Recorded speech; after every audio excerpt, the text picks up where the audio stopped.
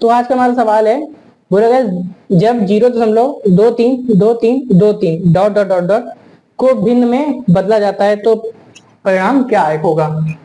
जो हमारा सवाल है वो ये है 0.232323 dash dash dash dash infinite. इसको हमें भिन्न में बदलना है, तो इसको हम 0.23 के ऊपर बार लिख सकते हैं।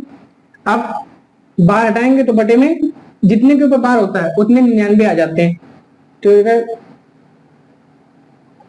23/99। अब जिस ऑप्शन में 23/99 आ रहा है वो ऑप्शन हमारा करेक्ट हो जाएगा। अब 23/99 किस ऑप्शन में आ रहा है? ऑप्शन सी में, तो हमारा सी ऑप्शन करेक्ट हो जाएगा। अब जो हमारा अगला सवाल दिया गया है वो दिया गया है, दिए गए विकल्पों के बीच कौन सा भिन्न सबसे बड़ा है। हमें 4 ऑप्शन दिए गए हैं, बोला गया इन चारों भिन्नों में सबसे बड़ी भिन्न पूछा है। तो सिंपल सा है, इन सबको क्या कर लेंगे, भाग दे लेंगे। 48 को 50 से भाग देंगे तो आ जाएगा 0.960। अब 11 को 12 से भाग दे लेंगे तो आ जाएगा 0.916। और 21 को 40 से भाग दे देंगे तो आ जाएगा 0.525। और 4 को 5 से भाग दे देंगे तो आ जाएगा 0.8। और पूछा हमसे सबसे बड़ी भिन्न, तो इनमें से सबसे बड़ी वैल्यू कौन सी है? ये बड़ी वैल्यू है? नहीं। 0.525 सबसे बड़ी वैल्यू ये है? ये भी नहीं है। 0.960 और 0.916 ये भी बड़ी नहीं है। तो बड़ी कौन सी हमारी? 0.960। ऑप्शन ए हमारा करेक्ट हो जाएगा। चलिए अब अगले सवाल की ओर बढ़ते हैं। अब जो हमारा अगला सवाल है, बोला गया निम्न में से कौन सा 0.75 से अधिक और 0.833 से कम होगा। तो अभी हमें 4 भिन्न दी गई है, बोला गया इनमें से सवाल में हमें दिया गया है कि 0.75 से बड़ा होना चाहिए और 0.833 से कम होना चाहिए। अब हम ऑप्शन को सारे सॉल्व कर लेंगे और देखेंगे कौन सी वैल्यू इन दोनों के बीच में लाई कर रही है। इसको हम सॉल्व करेंगे तो यह आ जाएगा 0.9।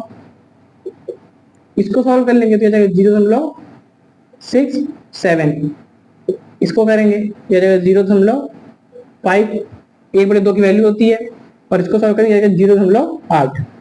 अब इन तीनों में कौन सी वैल्यू है जो इसके बीच लाई कर रही है? 0.75 से बड़ी होनी चाहिए, ये 0.5 है तो ये लाई नहीं करेगी। अब 0.67 ये 75 से छोटी है तो ये भी लाई नहीं करेगी। अब 0.9, अब 0.833 से कम भी होना चाहिए, लेकिन 0.9 हो गया, ज्यादा हो गया, तो ये भी आंसर गलत। अब बचा क्या हमारा? Option D. तो हमारा ऑप्शन डी करेक्ट हो जाएगा। अब जो हमारा अगला सवाल है वो दिया गया है, नीचे दिए गए समीकरण में x का मान बताइए।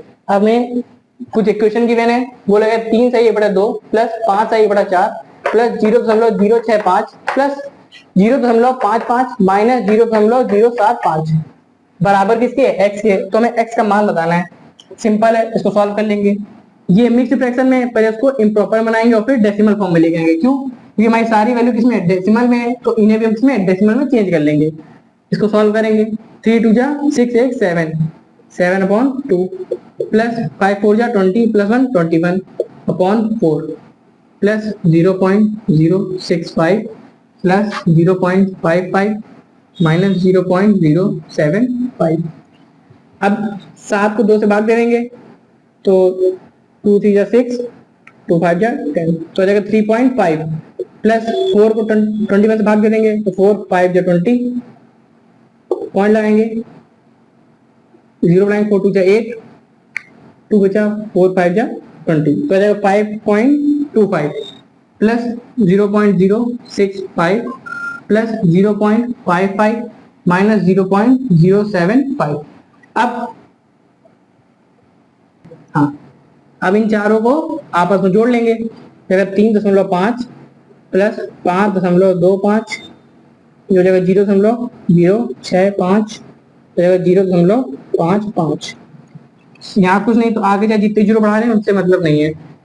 इनको आपस में जोड़ लेंगे, जाएगा 5 5 5 10 16 16 6 80 लगा 1 5 5 10, दोबारा एक 13, 13 का 3, हाथ से लगा 1, 5 3 8 1 9, क्या जाएगा 9.365, जो इसकी वैल्यू हमारी आ जाएगी 9.365।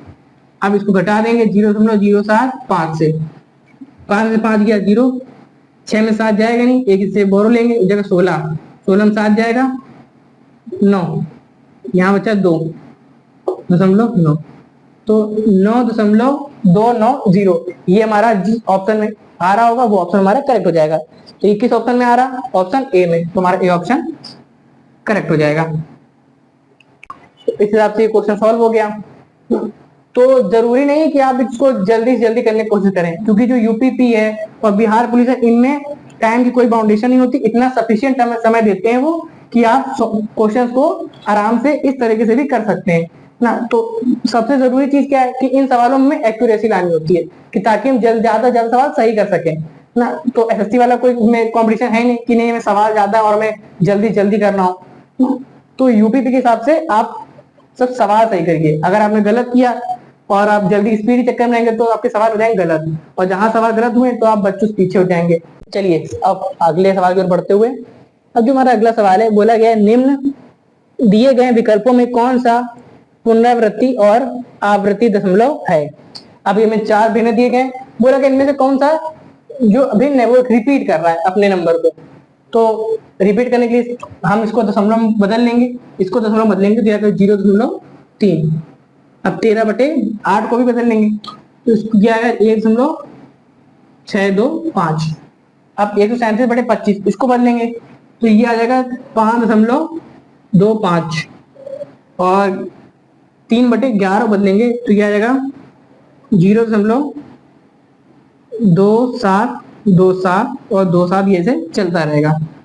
तो यही जो हमारा ऑप्शन डी है यही अपने आप को रिपीट कर रहा है, तो यही हमारा करेक्ट हो जाएगा, 3/11 हमारा सही हो जाएगा।